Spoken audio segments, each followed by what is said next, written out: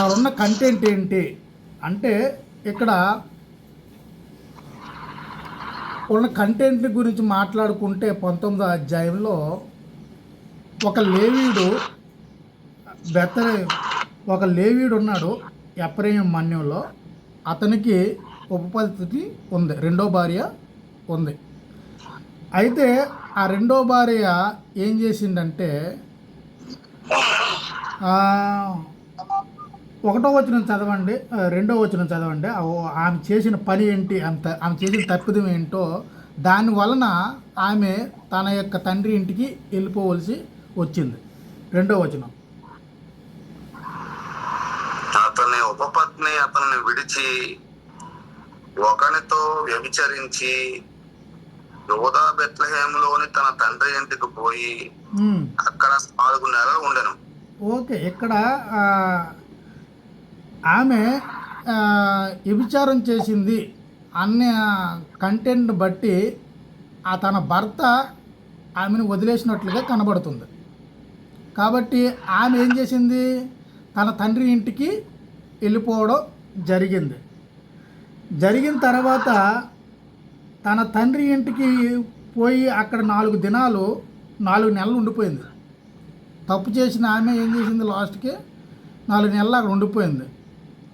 ఇప్పుడు ఈ యొక్క లేవీయుడు తన యొక్క భర్త ఆమె విషయం పైన ప్రేమగా మాట్లాడి ఆమెను తిరిగి తెచ్చుకున్నట్టుకే ఆమె పెనుమిటి లేచి తన దాసుని 2 గాడిదలను తీసుకొని ఆమె వద్దకు వెళ్ళగా, మళ్ళీ ఈయన ఆమె ఏం తప్పు చేసినా అన్యాయం చేసినా తిరిగి మంచి మనసు గలవాడిగా ఉన్నట్లుగా కనబడుతుంది. మంచి మనసుతో తిరిగి తెచ్చుకొని ఏలుకుందామనే మనస్తత్వంతో ఉన్నట్లుగా మనకి కనబడుతుంది.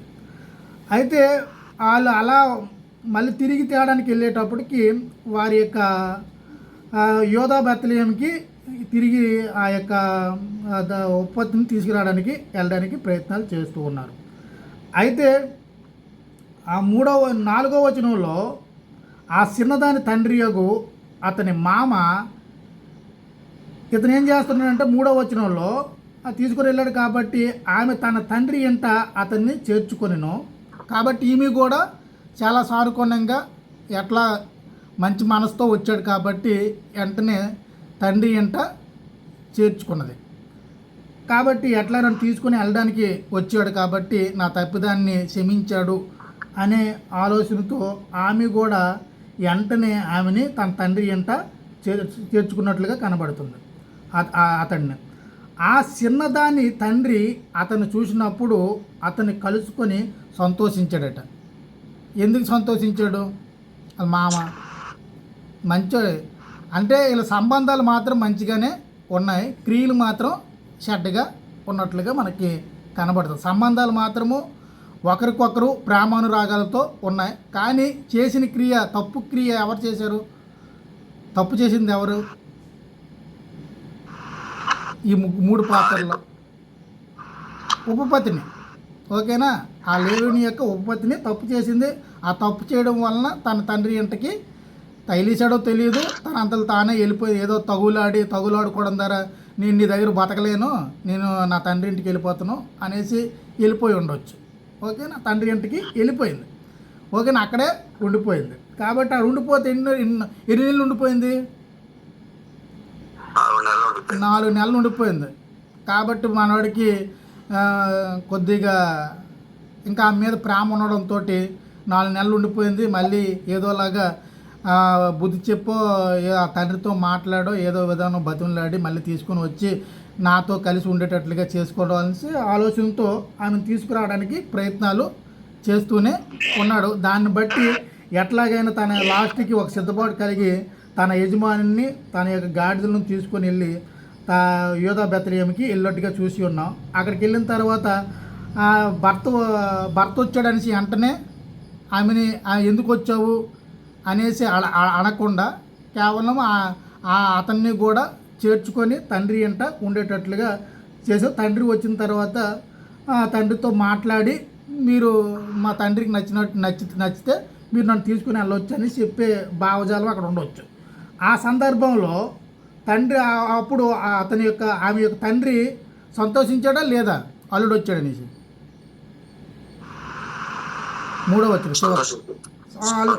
ఓకేనా, తప్పు చేసిన నా కూతుర్ని మళ్ళీ తీసుకెళ్ళడానికి మనసు మార్చుకున్న అల్లుడు రావడం అంటే చాలా సంతోషకరమైన విషయమే అనేసి ఆయన సంతోషించాడు.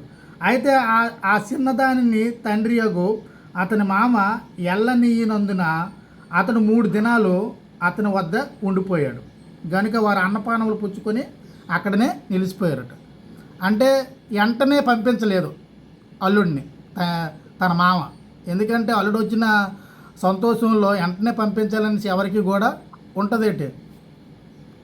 అక్కడ అట్లాగే తప్పు చేసిన కూతురి విషయంలో అల్లుడు తిరిగి రావడం అంటే చాలా ఆలోచించదగ్గ విషయం. కాబట్టి అల్లుడు వచ్చి మళ్ళీ తన మనసు మార్చుకొని మళ్ళీ కూతుర్ని ఏలుకొంతననేసి రావడంతో చాలా సంతోషించారు. 3 దినాలు అతనితో గడపమని చెప్పినట్లుగా చూస్తున్నాం. అయితే అల్లుడికి తొందర ఎక్కువ. ఇక నేను నా మామ దగ్గర ఉంటే నా మనసు మార్చి అలా ఇక్కడే ఉంచేస్తాడనేసి భయంతో వెంటనే లెగిసి 3 దినాలు అయిపోయినాయి. కరెక్ట్గా 3 దినాలు లెక్కెట్టుకుంటున్నాడు. ఎప్పుడవుతాయా అని 3 దినాలు అయిపోయి 4వ వచనం చదవండి. చిన్నదాని తండ్రి యగు అతని మామ వెళ్ళనీయనందున అతను 3 దినములు అతని యొద్ద ఉండిన కనుక వారు అన్నపానములు పుచ్చుకొని అక్కడ నిలచరి. ఓకే, నాలుగో నాడు వారు ఏకు జామునే ఎల్లుటకు నిద్ర మేలుకొనగా అతడు లేవసాగిను. అంటే తెల్లారి లెగ్గని ఎప్పుడు 4వ దినం అవుతుందా నేను వెళ్ళిపోతానే నా మామని విడిచి అనేసి చాలా జాగ్రత్తగా చూసుకున్నట్లుగా చూస్తున్నాను. కాబట్టి 4వ దినం ఏకోజామునే లేచిపోయి ఇంకా నేను ప్రయాణం సిద్ధమవ్వాలి మామ, నేను వెళ్ళిపోవాలి చిన్నదాన్ని నాతో. అప్పుడు వెంటనే అయితే ఆ చిన్నదాని తండ్రి నీవు కొంచెం ఆహారం పుచ్చుకొని తెప్పరిల్లిన తర్వాత నీ తోవనే వెళ్ళవచ్చును అని చెప్పాడు. మళ్ళీ తెల్లారుజామున లేచాడు, కొద్దిగా మళ్ళీ ఆహారం పుచ్చుకొని వెళ్ళొచ్చు కదా, తెల్లారిగానే వెళ్ళిపోవాలి ఏంటి అనేటట్లుగా ఒక ఆయన ఎట్లాగైనా నిలపాలనే ప్రయత్నంతో మామ ప్రయత్నం చేస్తున్నట్లుగా చూస్తున్నాం. అయితే తర్వాత తన అల్లుడితో అనగా వారిద్దరూ కూర్చుండి అన్నపానములు పుచ్చుకొని తర్వాత ఆ చిన్నదాని తండ్రి దయచేసి ఈ రాత్రి అంతయు ఉండి సంతోషించుము. మళ్ళీ ఏం చెప్తున్నాడు, 3 దినాలు ఉన్నాయి కదా, ఇంకొక రాత్రి ఉండి సంతోషించుము అని చెప్తున్నాడు. నీ హృదయమును సంతోషపరచుకొనుము అని ఆ మనుషునితో చెప్పగా అతడు వెళ్ళుటకు లేచినప్పుడు అతని మామ బలవంతం చేయగా అతడు ఆ రాత్రి అక్కడ నుండి అక్కడ ఉండిను.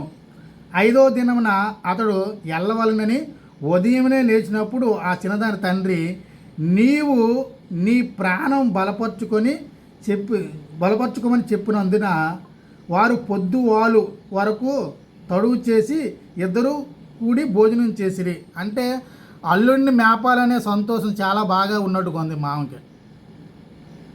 ఓకేనా, ఎలనీయడానికి ఏమీ కూడా మనసు రావట్లేదు.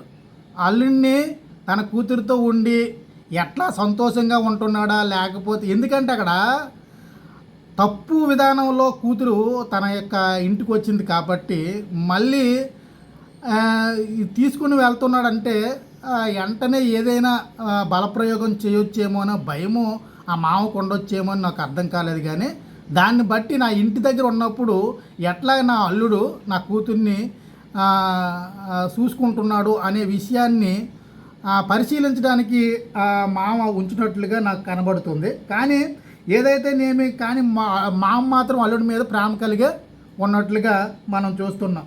కాబట్టి 10వ వచనంలో ఎట్లాగా తడువు చేస్తూ ఉంటే 10వ వచనంలో చూడండి, అతడు ఇంకా మన మామ మాట వినకుండా తెల్లవారిగా లేచి వెళ్ళిపోవడానికి సిద్ధమైపోయాడు. 10వ వచనం చదవండి. 10వ వచనం అతడు అక్కడ రాత్రి గడపనొల్లక లేచి వెళ్ళి యెబూసును యెరూషలేము ఎదుటికి వచ్చెను. ఓకేనా, యెబూసు. అప్పుడు జీను కట్టబడిన 2 గాడిదలు అతను ఉపపత్నియు అతనితో కూడా ఉండెను. ఓకే, జీను కట్టబడిన అంటే సిద్ధంగా ప్రయాణానికి సిద్ధంగా చేశాడు దాసుడు.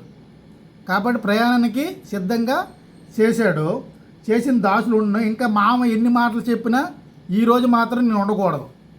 ఈరోజు నా మామ నుంచి నేను ఎట్లాగైనా నా మామ యొక్క మాటల్లో నుంచి బయటపడి నేను ఎట్లాగైనా వెళ్ళిపోవాలి అనే సిద్ధ మనసుతో సిద్ధంగా ఉండి ఆయన వెళ్ళిపోవడానికి సిద్ధమయ్యాడు. కాబట్టి ఎబూసీదైన పట్టణంలోనికి ఆయన ప్రవేశించి దానిలో ఆ రాత్రి అంతా బస్సేదో రండని తన యజమానితో చెప్పగా, ఇక్కడ దాసుడు మాట్లాడుతాడు. 11వ అధ్యాయంలో దాసుడు మాట్లాడుతున్నాడు.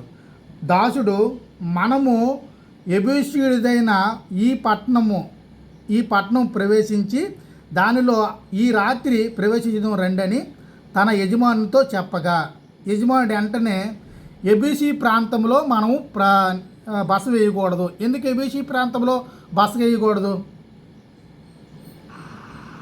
అని చెప్తున్నాడు. 12వ వచనం చూడండి.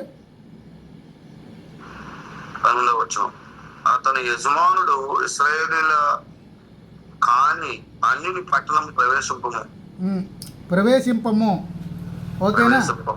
ఆ అన్యుని పట్టణంలో మనం ప్రవేశించము. ఎబూసీయుల్ని ఎవరు ఎల్లగొట్టలేదు తెలుసా? మీకు గతంలో చెప్పాను. యూదులు యోధావారు ఎబూసీయుల్ని ఎల్లగొట్టలేదు. కాబట్టి ఇశ్రాయేలులో ఇప్పుడు కానాన్ దేశంలో ఎబూసీ ప్రాంతంలో ఉన్న ప్రజల్ని యోధా గోత్రం వారు ఎల్లగొట్టలేదు. వాళ్ళు దేనికోసం ఉంచుకున్నారు? వాళ్ళే ఎట్టి పనులు చేసుకోవడానికి ఉంచుకున్నారు. కాబట్టి ఆ ప్రాంతంలో వారిని ఆ ప్రాంతంలోకి వెళ్ళి మనం బస చేయకూడదు. ఎందుకంటే అది అన్యుల ప్రాంతము. మన యొక్క సహోదరులు అక్కడ లేరు కాబట్టి మనం అక్కడ బస వేయకూడదు. మనకి ఏదైనా సమస్య వచ్చే అవకాశం ఉంది. కాబట్టి గిబియా వరకు ప్రయాణం చేయవాలని చెప్పును. ఈ గిబియానీయులు ఎవరు తెలుసా? గిబియానీయులు ఎవరు?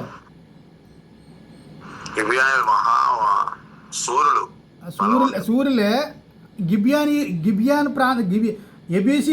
ఎబూసీ ప్రాంతంలో మనము ప్రవేశింపకూడదని చెప్పారు. కానీ గిబియాలో ఉండడానికి వాళ్ళు సాహసించారు. గిబియాలో ఉండడానికి కారణం ఏంటి? గిబియోనీయులు యెహోషువతో సంధి చేసుకున్నారు. కాబట్టి ఇది బెన్యామీలు నివసించే ప్రాంతము. బెన్యామీలు ఏం చేశారంటే వాళ్ళు గిబియోనీయులతో సంధి చేసుకున్నారని తెలుసుకొని ఏం చేశారంటే వాళ్ళతో కలిసికట్టుగా ఉన్నట్టు సమాధానంతో ఉన్నారు. కాబట్టి మనకి ఏ విధమైన అన్యాయము జరగదు, బలప్రయోగం కూడా జరగదు, మన మీద తిరుగుబాటు కూడా జరగదు ఒకవేళ మనం అనేసి ఉద్దేశంతో వాళ్ళు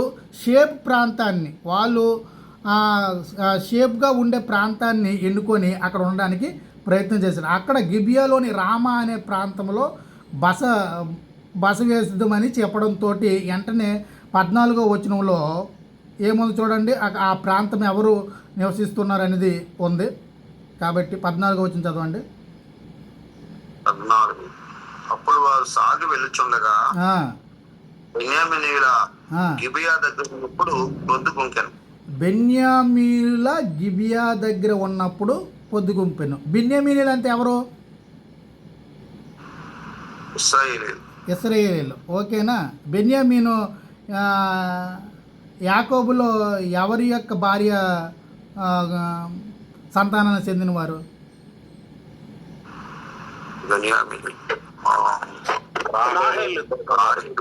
ఓకే, రాహేలు యొక్క యాకోబు భార్య అయిన రాహేలు యొక్క సంతానానికి చెందినవారు. రాహేలుకి ఎంతమంది భార్యలు?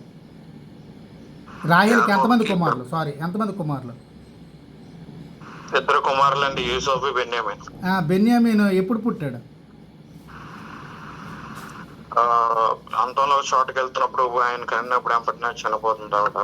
చనిపోయే ముందు పుట్టాడు. రాయేలు చనిపోయే ముందు పుట్టాడు. బెన్యామీన్ పుట్టాడు, రాయేలు చనిపోయింది. ఓకేనా? ఆ సందర్భంలో పుట్టాడు. కాబట్టి బెన్యామీలు మన యాకోబులో రాయేలు సంతానానికి చెందినవారు. కాబట్టి వాళ్ళు ప్రాంతంలో నివసిస్తూ ఉన్నప్పుడు ఈ భాగము బెన్యామీలకి వచ్చింది. ఓకేనా? ఈ పంచుకునేటప్పుడు బెన్యామీలకి ఈ భాగము వచ్చింది అనేది మనకి అర్థమవుతుంది. కాబట్టి వాళ్ళతో కలిసి ఎవరు ఉంటున్నారు? గిబియా వాళ్ళు కూడా ఉంటున్నారు. కాబట్టి గిబియా వాళ్ళతో కలిసి ఉండడానికి కారణం ఏంటంటే వాళ్ళతో గిబియాలో ఉన్న రామాలో ఈ యొక్క లేవీయుడు ఉండడానికి గల కారణం ఏంటంటే గిబియా వాళ్ళు మనము కూడా సంధి చేసుకొని ఒకే మనసు కలిగి జీవిస్తూ ఉన్నాము కాబట్టి వాళ్ళు మనతో కూడా ఉండేవారు అనే ఉద్దేశంతో ఆ లేవీయుడు ఇక్కడ ఉండడానికి సిద్ధపడ్డాడు. కాబట్టి 16వ వచనంలో అయితే అక్కడ ఉన్నప్పుడు 15వ వచనంలో అతనికి ఎవరూ కూడా బస ఇవ్వట్లేదు. ఇశ్రాయేలు యొక్క సాంప్రదాయం ఏంటి? 15వ వచనం చదవండి.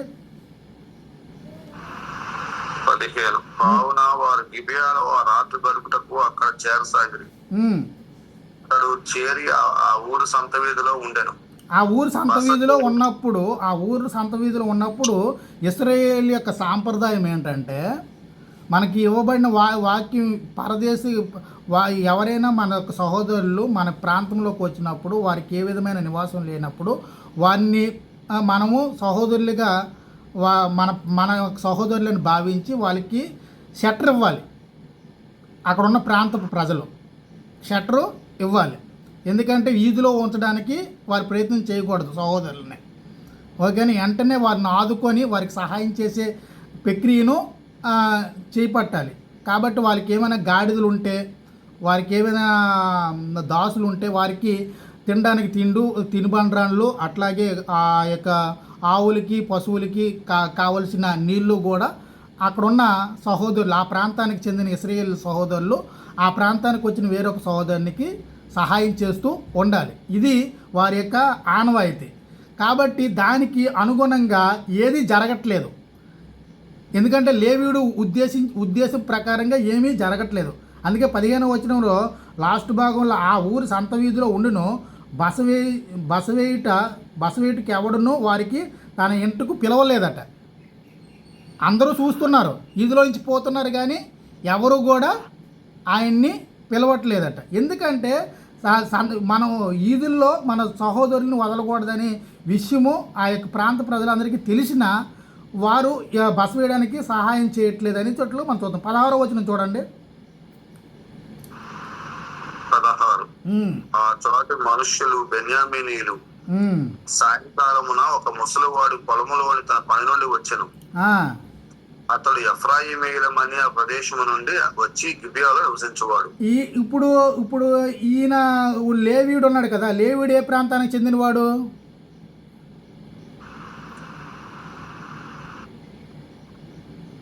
ఇప్పుడు ఇక్కడికి వచ్చాడు కదా లేవీయుడు ఏ ప్రాంతానికి చెందినవాడు?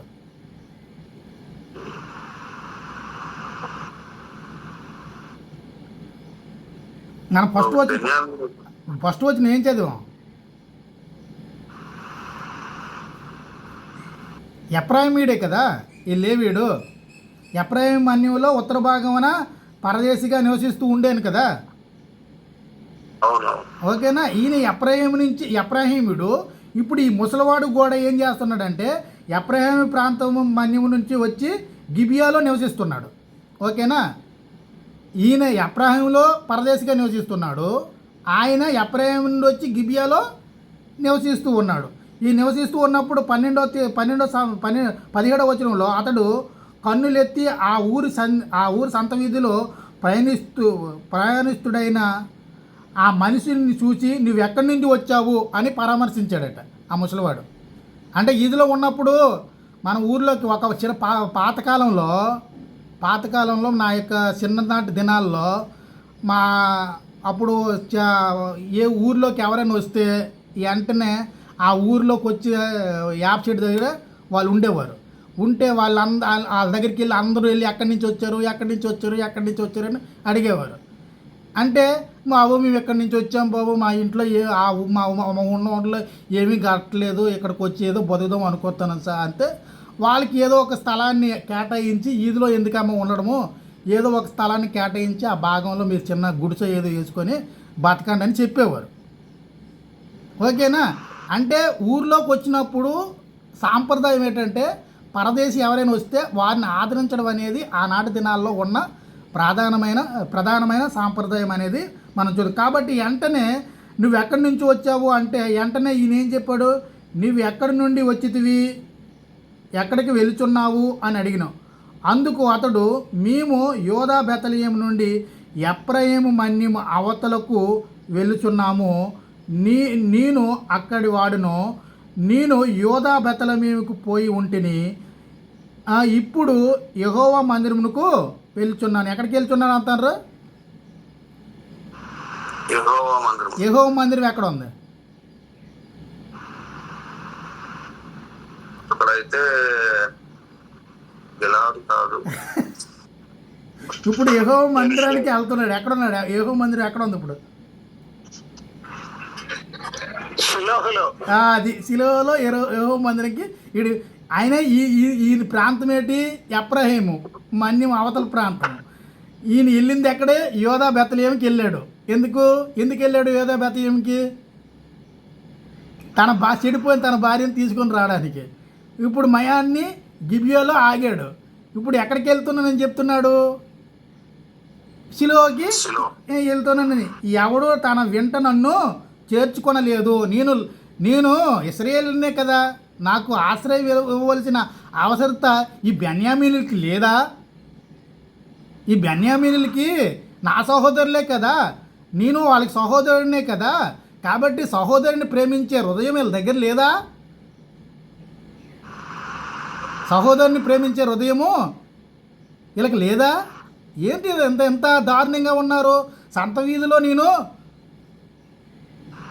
కూర్చోవడం ఏంటి అన్నట్లుగా ఆయన సంభాషణ చెప్తున్నట్లుగా కనబడుతుంది. కాబట్టి ఎవరు నన్ను చేర్చుకోలేదు. అయితే మా మామ గాడిద మొదలుకొని మేతయు నాకు నా పనిగతులకును నీ దాసులతో కూడా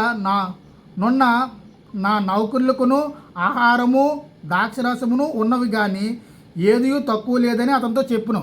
నేను నాకడ తినడానికి కావలసిన ఆహారం అంతా కూడా ఉంది. వారిని ఏమీ కూడా నేను తినడానికి ఏమీ అడగను. దేనికి అడుగుతున్నాను? దేనికి వాళ్ళు చేర్చుకోవాలి? వాస్తవానికి దేనికి చేర్చుకోవాలి? బెన్యామీలో ఈ లేవీడిని ఆ రాత్రి బస వేయడానికి కొద్ది స్థలం ఇస్తే తల దాచుకొని తెల్లవారు లెగ్గానే వెళ్ళిపోతాడు. ఓకేనా? ఆ రాత్రి గడపడానికి వారి యొక్క పనికత్తులకి అట్లాగే తన యొక్క భార్యకి వీళ్ళందరికీ కూడా రాత్రికి బస వేయడానికి కొద్ది స్థలం ఇస్తే సరిపోతుంది. కాబట్టి సహోదరులకి స్థలం ఇవ్వడానికి కూడా వీళ్ళు ముందడుగు వేయట్లేదే. ఎంత దారుణంగా ఉన్నారని అనుకునే మనస్తత్వం ఇక్కడ లేవీయుడి దగ్గర ఉన్నట్లుగా మనకు. అయితే ఆ ముసలివాడు ఏమంటున్నాడు ఇప్పుడు 20వ వచనంలో?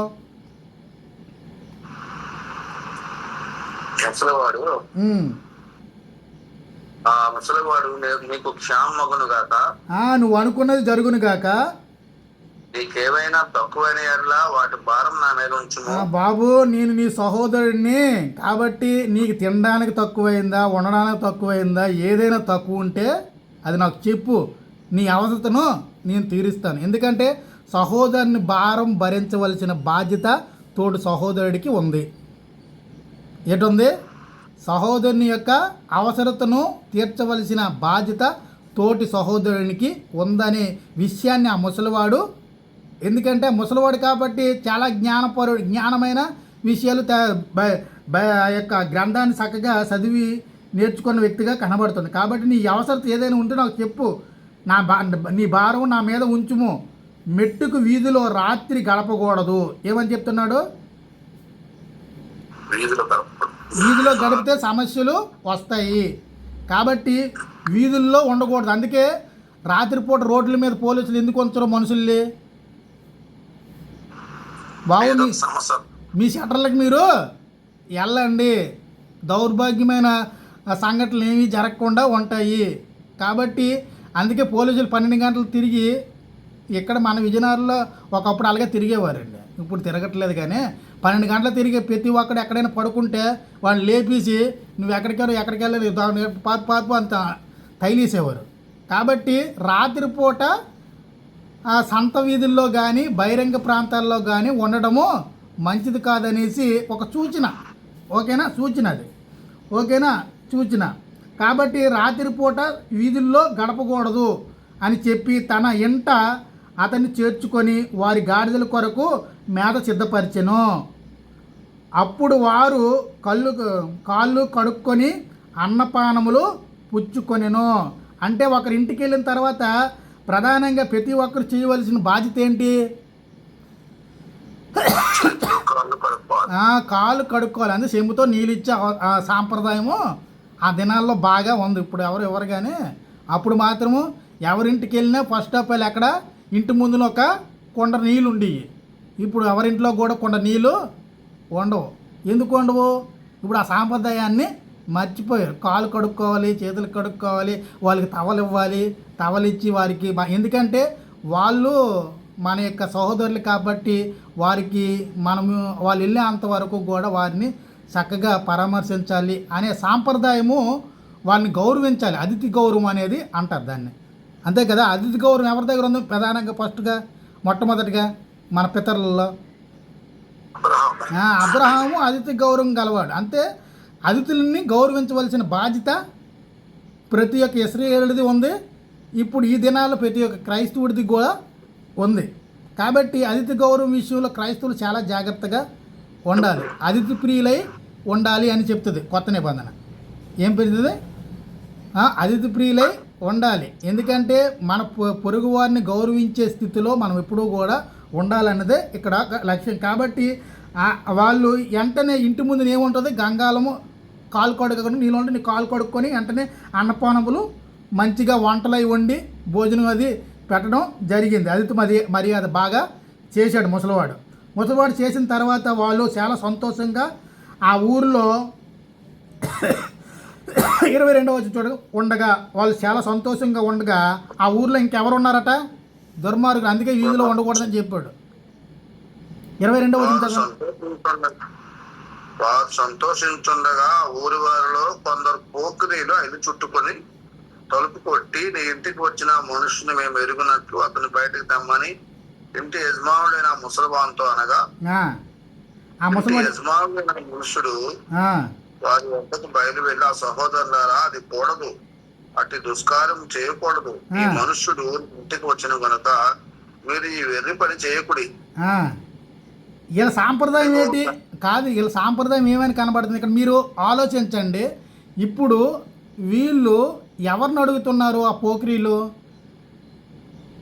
ఆ యొక్క లేవీడైన మగవాడిని అడుగుతున్నాడా, లేకపోతే అతని భార్యలను, లేకపోతే అతని పనిగతులను అడుగుతున్నారా? లేవీడైన మగవాడిని అడుగుతున్నారు. మగవాడిని అడుగుతూ ఈ సాంప్రదాయం మనము ఆది కాండంలో ఎక్కడ చూసాం?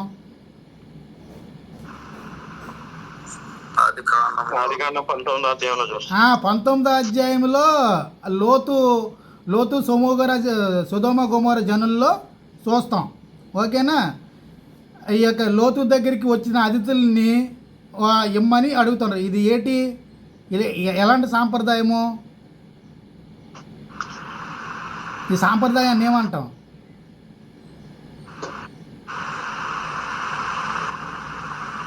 చాలా భయంకరమైనది. మనకి వాస్తవంగా దేవుడిచ్చిన క్రమం ప్రకారంగా ఎవరైనా సంసారం చేయాలంటే ఆడ మగ కలిసి చేసిన దాన్ని సంసారం అంటారు. ఈ మగ కలిసి చేసేదాన్ని ఏమంటారు? దుష్కార్యం అంటారు. కాబట్టి ఇంత ఘోరమైన తప్పిదాలు అంటే స్వాభావిక విరోధం అంటే దేవుడు నియమించిన పద్ధతికి విరోధంగా వాళ్ళు తన యొక్క చెడుక్రియల్ని ఏర్పరచు అంటే మగవాడితోటి వారు కలవాలనేసి వాళ్ళు ఇష్టపడుతున్నారు. కాబట్టి మగ సాంగత్యాన్ని కోరుకుంటున్నారు. వీళ్ళు ఎంత దుర్మార్గులో కదా. వీళ్ళనే బైబిల్లో ఎక్కడంటే రోమపత్రికలో ఒక మాట కూడా వాళ్ళ గురించి కానీ మర్చిపోయాను. కానీ ఇప్పుడు అక్కడికి వెళ్తే పని అవ్వదు. కాబట్టి ఇది అంతే. 1వ అధ్యాయం ఏమో మాట ఏంటి చెప్పాను చాలు. 1వ అధ్యాయము 27వ వచనం మాట ఏంటి? అటువలే పురుషులు కూడా స్త్రీ యొక్క స్వాభావికమైన ధర్మమును విడిచి పురుషులు అవాచ్యమైనది ఏది చేయొచ్చు తమ తప్పిదము తగిన ప్రతిఫలం పొందుచు ఒకరు కామతప్తులయ్యి. వీళ్ళు కామాత్ములు. అంటే వీళ్ళు చేయవలసిన ఈ కామం అనేది ఎవరితో తీసుకోవాలనేది వీళ్ళకి తెలియలే. ఈ పోకిరీలు కదా. వీళ్ళు ఎవరో పోకిరీలు అంటే స్త్రీలతో చేయవలసిన ఆ యొక్క కామ వికార శాస్త్రాలని పురుషులతో తీర్చుకోవాలనేసి ఒక దుర్మార్గమైన వైఖరిని అవలంబిస్తూ ఉన్నవారుగా కనబడుతుంది. కాబట్టి ఇది దుష్కార్యము, ఇది భయంకరమైన పాపక్రియ అని దేవుడు ఇక్కడ చెప్తున్నాడు. కాబట్టి ఆ ముసలివాడు ఏమంటున్నాడు తెలుసా? 24వ వచనంలో ఈ ఎర్రి పని చేయకండి, ఇది మంచి పద్ధతి కాదు అని చెప్తున్నాడు ముసలివాడు. ఇంకా ఏమి, ఇదిగో నా కన్నికైనా నా కుమార్తెయు ఆ మనుషుని యొక్క ఉపపత్ని ఉన్నారు. ఇంకేం చెప్తున్నారు? మీ యొక్క కామక్రియలని ప్రదర్శించాలంటే ఆ మనుషునితో చేయవలసిన అవసరం లేదు, నా కుమార్తె ఉంది, పట్టుకొని వెళ్ళిపోండి. ఓకేనా? అతని యొక్క ఉపపత్ని ఉంది, తీసుకొని వెళ్ళిపోండి. మీ యొక్క ఏదైతే కోరికలు ఉన్నాయో ఆ కోరికలన్నీ కూడా వాళ్ళిద్దరితో తీర్చుకోండి అనేసి స్పష్టంగా చెప్పినట్లుగా కనబడుతుంది. అయితే వాళ్ళు ఏం చేశారు? లాస్ట్కి 25వ వచనంలో వాళ్ళు 24వ వచనం ఒకసారి చదవండి.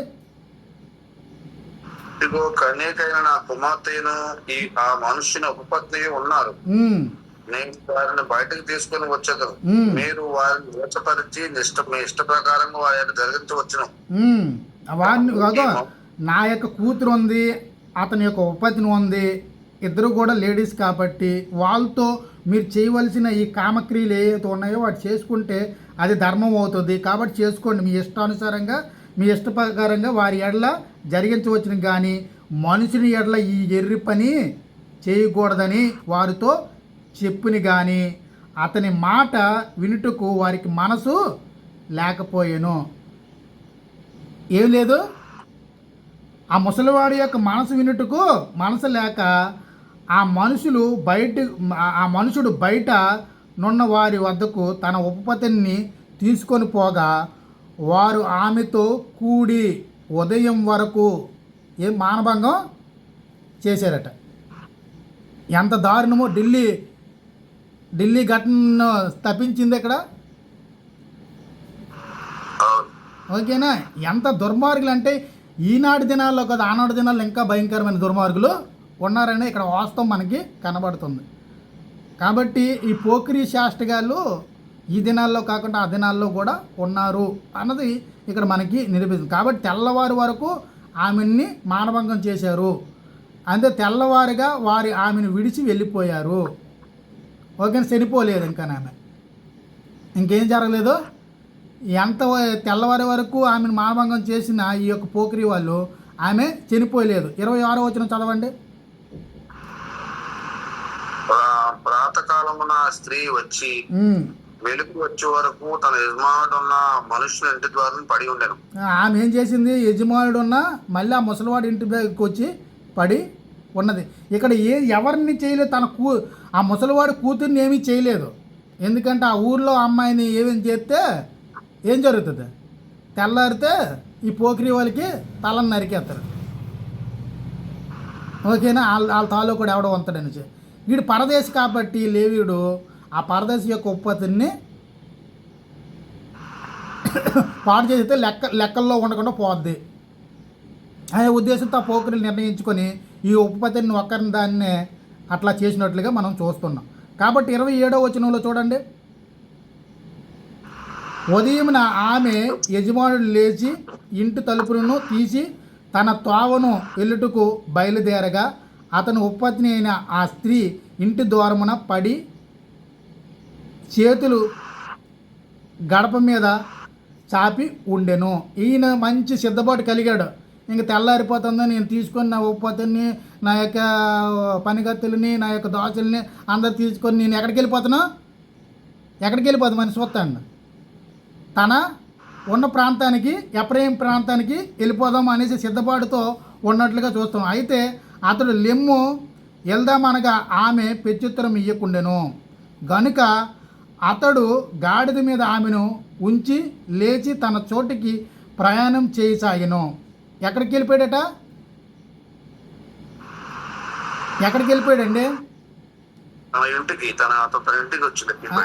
ఈయన ఎంత మంచివాడు అంటే ఈయన అంత మంచి మనిషి ఇంకెవరు ఉండరండి. ఎందుకు చెప్తాను చెప్పండి.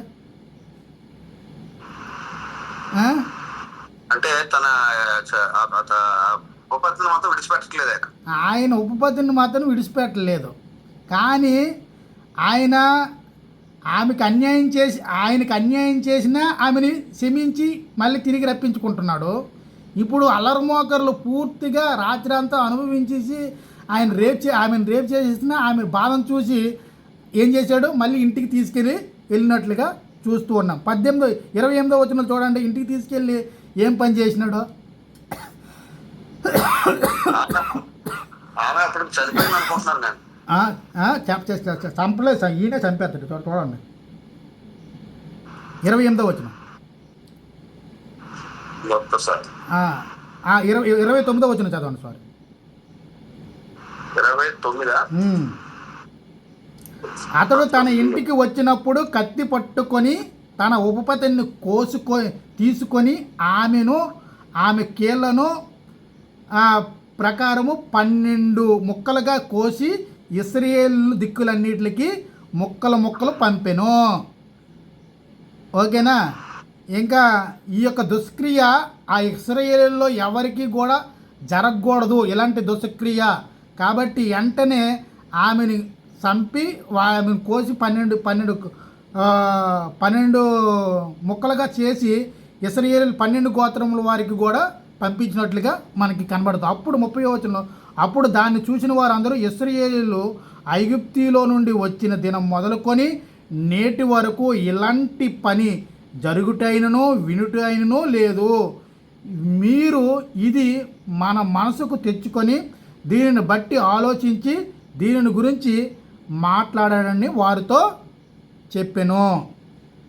చెప్పుకొనిరి. కాబట్టి ఈ యొక్క లేవీయుడు ఎందుకు ఇట్లాగా 12 తన యొక్క ఉపపత్తిని పూర్తిగా 12 ముక్కలుగా చేసి ఎందుకు పంచాడు అనే విషయాన్ని మీరు తెలుసుకోండి అన్నప్పుడు 20వ వచనంలో చూడండి, 20వ అధ్యాయము 1వ వచనం. అంతటి ఇశ్రాయేలు అందరూ బయలుదేరి దాను మొదలుకొని బేర్షెబా వరకును గిలాదు దేశం వరకును వారి సమాజము ఏక మనసు కలిగి మిస్సాలో యెహోవా సన్నిధిలో కూడెను. ఓకే, ఇక్కడ ఈ యొక్క 5 నిమిషాల్లో వెంటనే వాళ్ళందరూ కూడా కూడుకొని ఈ కార్యము బెన్యామీను గోత్రం వారు ఉన్న ప్రాంతంలో జరిగింది. కాబట్టి ఈ పోక్రీలు బెన్యామీన్లో నుంచే వచ్చి ఉన్నారు. కాబట్టి ఇలాంటి పోక్రీలు ఎందుకు బెన్యామీన్లో ఉన్నారు, వాళ్ళు ఎందుకు వారిని అడ్డగించలేదు, ఇలాంటి వారిని ఎందుకు వాళ్ళు అడ్డగించలేదు అనేసి చెప్తూ ఉన్నట్లుగా మనం చూస్తున్నాం. కాబట్టి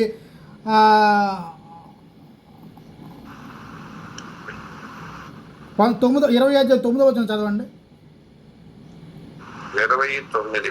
మరి మనము గిబియా ఎడల జరిగింపవలసిన దాన్ని నెరవేర్చుటకే చీట్లు వేసి దాని మీదకు పోదుము.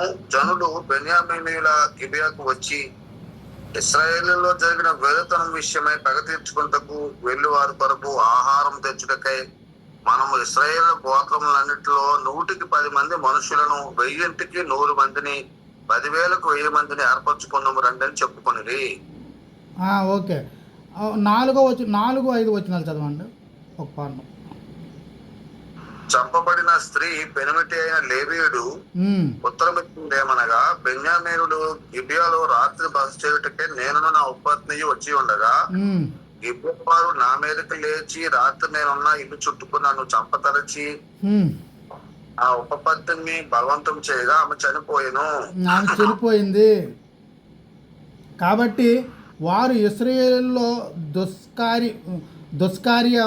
దుష్కార్యమును ఎర్రి పనిని చేశారని నేను తెలుసుకొని నా ఉపపత్తిని పట్టుకొని ఆమెను ముక్కలుగా కోసి ఇశ్రాయేలు స్వాస్థ్యమైన దేశమంతటా ఆ మొక్కలను పంపిస్తున్నాయి. ఇదిగో ఇశ్రాయేలులారా, ఇక్కడనే మీరు అందరూ కూడి ఉన్నారు.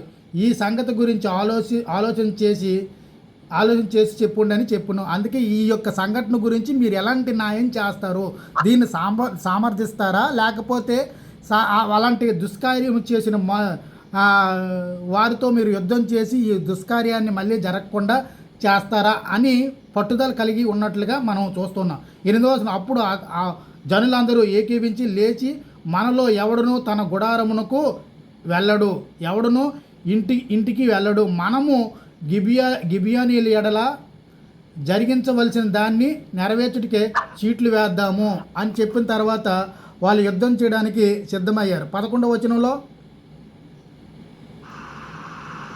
కాబట్టి ఇశ్రాయేలులందరూ ఒక మనుష్యుడైనట్టుగా ఏకీభవించి ఆ ఊరి వారితో యుద్ధము చేయటం కూడిరి. ఏకీభించి యుద్ధం చేయడానికి ఎవరితో కూడారు? ఎవరితో యుద్ధం చేయడానికి కూడారు?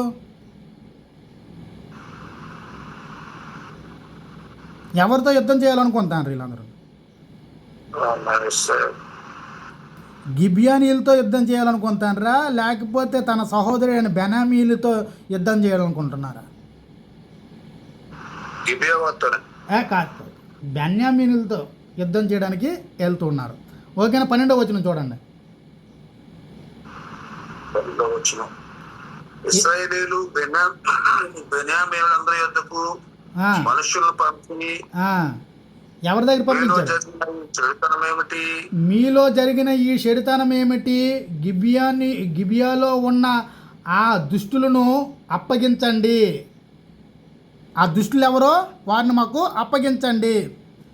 కాబట్టి వారిని చంపి ఇశ్రాయేలు నుండి దోషమును పరిహరించదమని పలకగా వాళ్ళు ఏం చేశారు?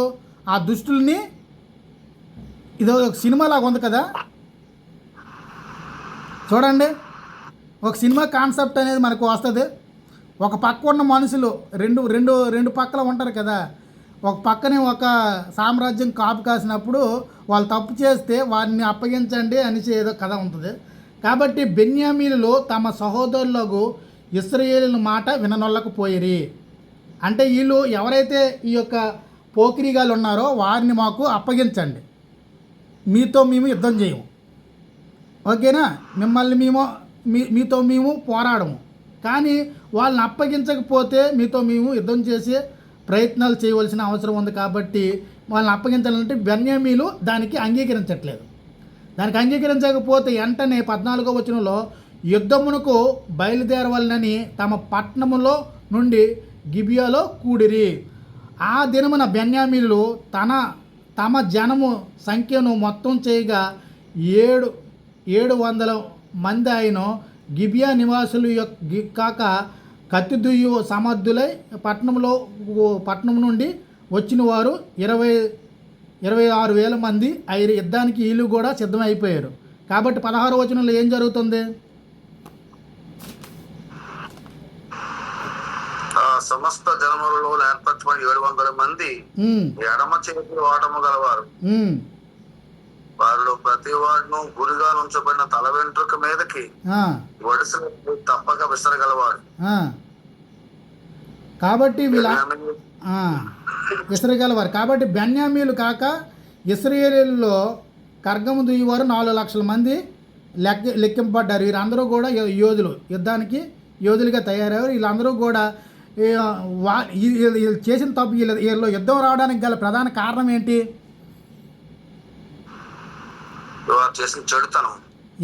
ఏం చెడుతనం? ఈ ప్రధానమైన కారణం ఏంటి అంటే బెన్యామీలకి ఇశ్రాయేలు 11 గోత్రాల వారికి యుద్ధం రావడానికి గల కారణం ఏంటి? చెడుతనం ఒక పెద్ద కారణమే.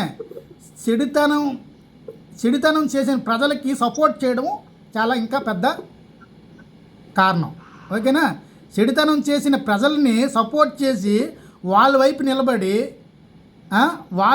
వాళ్ళకి అండకాయడము అనేది బెన్యామీలు చేసిన పెద్ద తప్పు. కాబట్టి ఆ తప్పుని వెంటనే ఖండించడానికి ఇశ్రాయేలీయులు ఈ యొక్క బెన్యామీలతో యుద్ధం చేయడానికి సిద్ధమయ్యారు. కాబట్టి వీళ్ళు యుద్ధం చేసి 23వ వచనంలో ఒక 5 నిమిషాలు టైం ఇవ్వండి. 21వ వచనంకి వెళ్ళిపోతాను నేను, 21వ అధ్యాయానికి కూడా.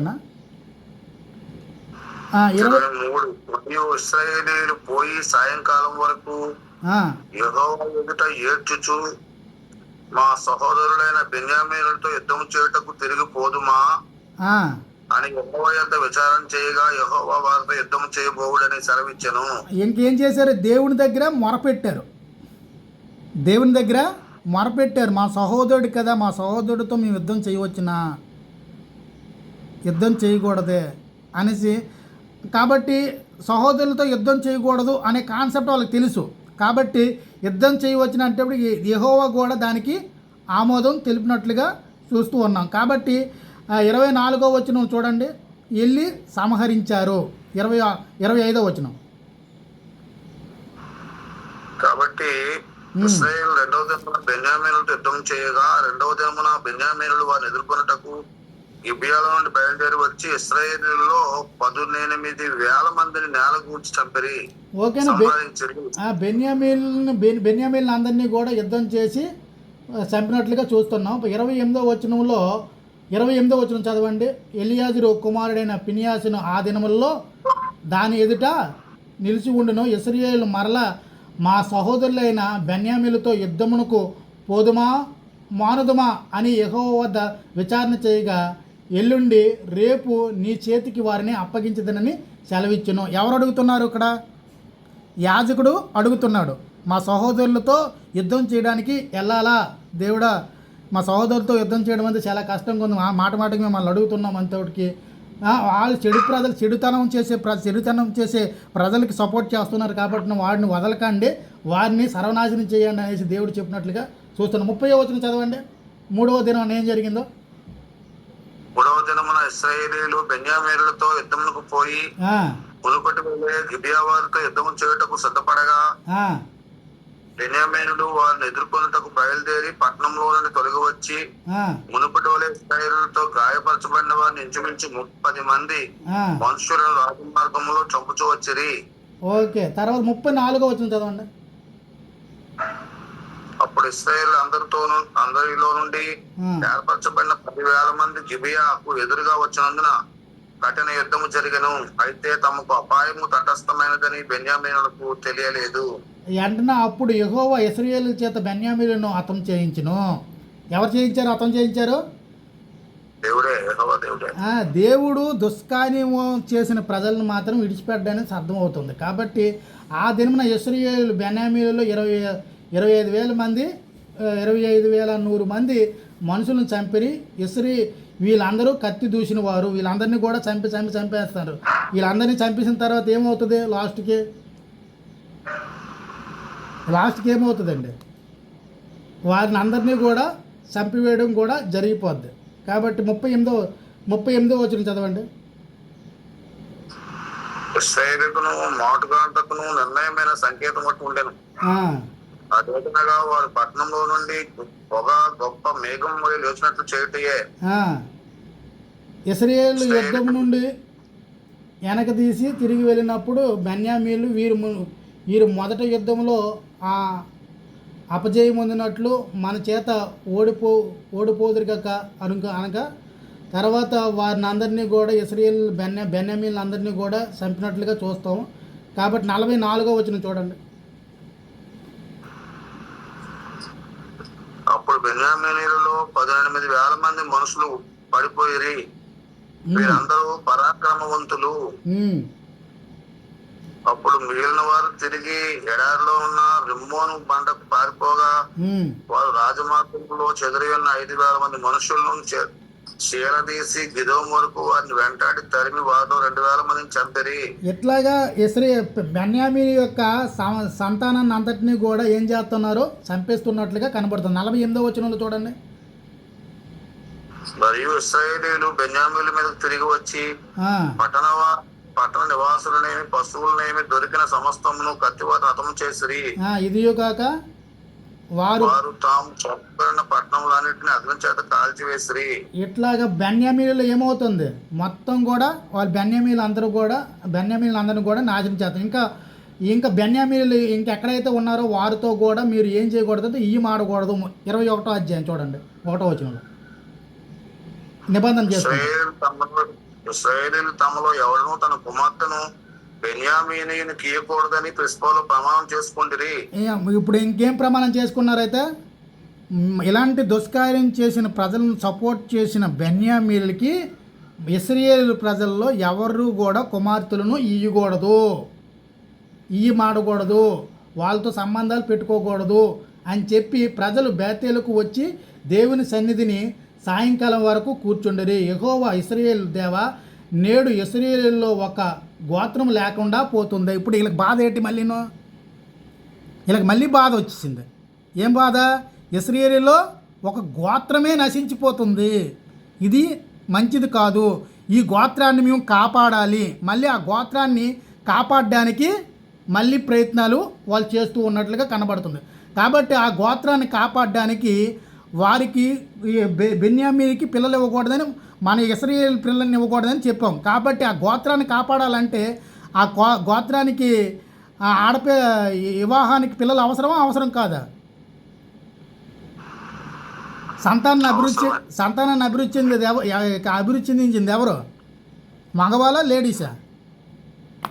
లేడీసే. కాబట్టి ఒక పురుషునికి ఇప్పుడు ఉన్న సమాజంలో ఎక్కువ మంది భార్యలు ఉంటే వాళ్ళు దేనికోసం ప్రయాసపడి ఎక్కువ మంది భార్యలు ఎందుకు చేసుకుంటున్నారు? కారణం తెలుసా? పిల్లల కోసం, సంతాన అభివృద్ధిని పెంచుకోవడానికి.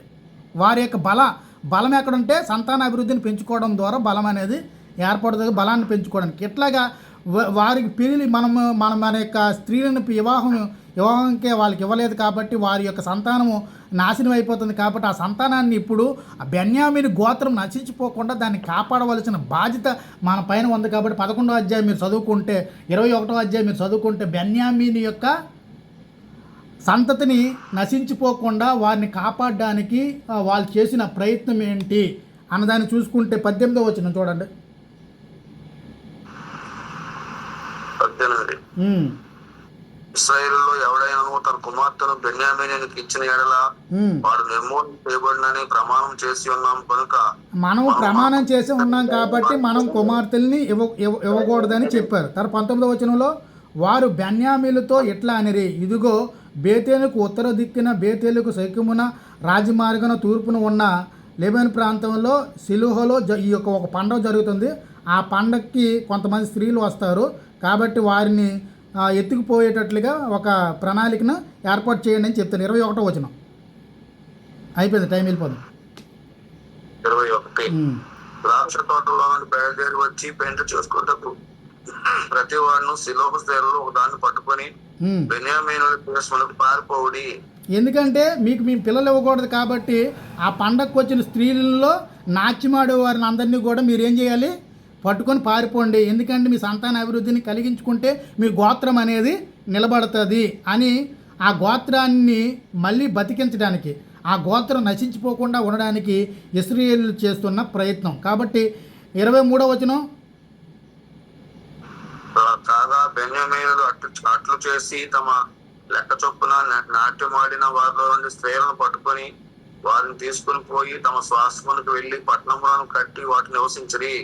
24 అటు పిమ్మట ఇశ్రాయేలీలో ప్రతివాడు అక్కడ నుండి తమ గోత్రము స్థానంలోనికి కుటుంబీకులను పోయెను. అందరూ అక్కడ నుండి బయలుదేరి తమ స్వాస్థ్యమునకు పోయిరి. కాబట్టి ఆ రోజుల్లో ఏం లేదు. 25వ వచనం ఒకసారి చదివితే పాట ముగించేద్దాం. ప్రతి వాడును తన ఇష్టానుసారంగా ప్రవర్తించుచు వచ్చెను. కానీ అక్కడ ఆ రోజుల్లో రాజు లేడు కాబట్టి వాళ్ళ ఇష్టానుసారంగా ప్రవర్తిస్తూ వచ్చారు. కాబట్టి వాళ్ళు నచ్చింది చేసుకున్నారు. వీళ్ళకి బెన్యామీను గోత్రాన్ని పూర్తిగా యుద్ధం చేసి నిర్మూలన చేశారు. కాబట్టి ఒక శబ్దం చేసుకున్నారు, బెన్యామీనులతో ఇశ్రాయేలు సంబంధాలు కలిగి ఉండకూడదు, కానీ బెన్యామీను గోత్రము నశించిపోకూడదు అని కూడా వాళ్ళు కోరుకుంటున్నారు. అంటే రెండు విధాలుగా వాళ్ళు ఆలోచిస్తున్నారా లేదా? ఒకటి, కీడుని తలపించడానికి ఎంత ఆలోచిస్తున్నారో వారి యొక్క గోత్రం నశించిపోకుండా ఉండడానికి కావలసిన అవసరం తీర్చడానికి కూడా అంతే ఆలోచిస్తున్నారు. కాబట్టి ఇశ్రాయేలు యొక్క దుష్కార్యాన్ని, ఇశ్రాయేలులో ఉన్న దుష్కార్యము పూర్తిగా తీసివేయడానికి కావలసిన సహకారాన్ని వాళ్ళు చేస్తూ ఉన్నట్లుగా చూస్తూ ఉన్నాం. కాబట్టి అలాంటి భయంకరమైన దుష్కార్యాలు మన ప్రజల్లో కూడా జరుగుతూ ఉంటాయి. కానీ మనము కూడా ఏం చేస్తున్నాం? వారిని ఏం చేయాలి? దుష్కార్యాలు చేసేవారిని అందరినీ కూడా ప్రజల్లో ఉండకుండా చేయవలసిన బాధ్యత తీసుకోవాలి. అట్లా తీసుకున్నప్పుడు సమాజము క్షేమకరంగా ఉంటుంది. ఇంతవరకు ఓపికతో ఉన్న మీ అందరికి కూడా యేసుక్రీస్తు నామములో వందనాలు తెలియజేస్తాం.